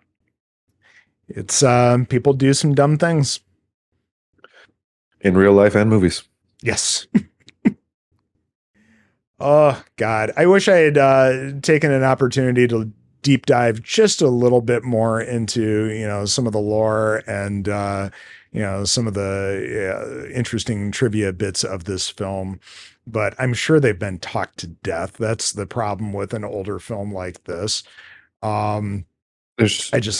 You can watch, I mean, like I've on the whatever collection of videos or DVDs or 4Ks I have now, there's 50,000 extras on there, filmed from different time periods. And it's like, I'll go back to when I grew up watching this movie on TV down the shore, because there would always be that section of time when TNT would just play Jaws for like a week. And every 5 years, it felt like they'd regather surviving members of the cast, the producers, directors, staff, and they would have like new interviews. So there's so much stuff across periods of time. Like everybody knows it's just like, well, the shark's name's Bruce. What's the name? Shark's name's Bruce for? Well, it's after Steven Spielberg's lawyer because he's a cutthroat lawyer. It's like those little trivia things are so out there. Yep. So for me, it's like, it's more just a celebration of the film. Like that trivia is so well known by everybody. It's more just like, well, I get to share my excitement with you about a movie that we both find to be really good, except missing a little Mrs. Brody at the end. Yeah. I don't think that we needed a tearful reunion or anything, but again, she's missed, but minor complaint, because holy shit, what a masterpiece. And I'm sure at the time, there were people that wanted to dog on this film because of its huge commercial success, because, this isn't real cinema. How dare you call this cinema, being a blockbuster. But I mean, at the end of the day, it's just such a masterclass of building tension, of unseen fear, all the things that we talk about that come together to make this a lovely, happy accident of a film. I'm sure were kind of derided at the time. And it's But horror, damn it. I tell everybody to the end of my days, it is a horror movie. yes, absolutely it is. Just for the sheer amount of gore alone. Yeah. But yeah, man, it does everything that a horror film is supposed to do. It's it's like the same people that say The Silence of the Lambs is not a horror film. Well, what did you watch? Who would think that? I know, right? It's yeah, this is again kind of the perfect summer horror film. And again, one of those perfect watches for the pandemic for many, many reasons. Looking at you, Florida. Um, but you know, A lot of shark attacks going on down there conveniently right now. That's lovely. But I suppose anywhere where people go swimming. I think there's actually been some increased shark attacks on the East Coast as well recently. I don't know what the uptick is. Maybe it has something to do with water warming. I don't know why that would happen. And it could just be more of a focus on it because people are vacationing more with, COVID being less of a thing. And that's true. 2 years of, although let's be honest, Joe, there were people that just didn't give a shit and were vacationing and going and doing it anyway. Absolutely. Right in the beginning there. Yep. Yeah. Yeah. But yeah, there's a lot of things that just with the pandemic no longer being so much an emergency any longer, it's that you're seeing all sorts of facets of the economy, just again because of shifting trends with what people are doing, just things not being exactly what we would like them to be, but we should have expected them to. Looking at you, home improvement bubble. But Murray's running the show. Yes.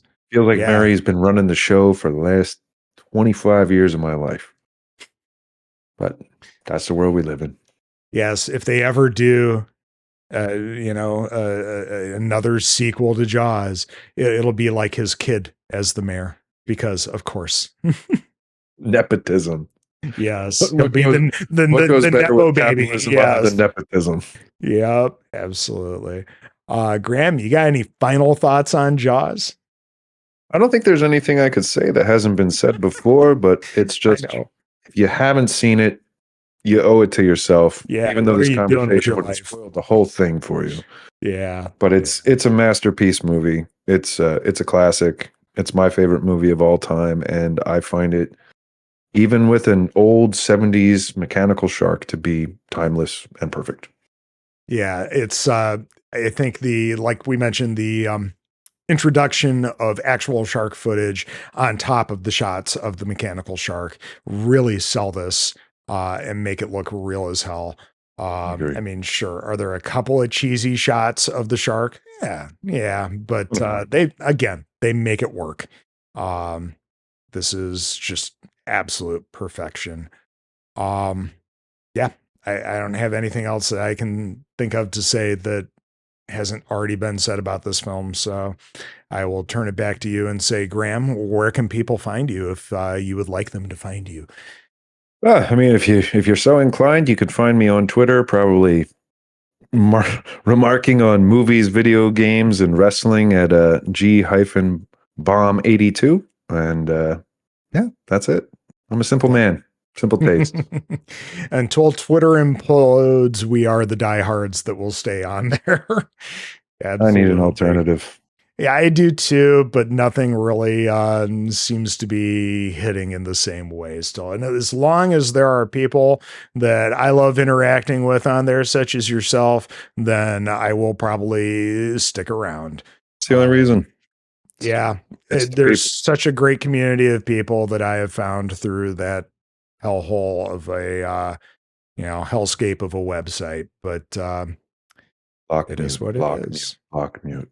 Yeah. And if I upset you, I give everyone carte blanche to block and mute me. Same. I take no offense. Same. Yep. So that being said, this has been Murders with Mertens, a horror film podcast. Thank you for letting us tickle your ear holes. Please like, share, and subscribe if you are so inclined. I'll be back soon enough with another episode, but until next time, stay spoopy, everyone.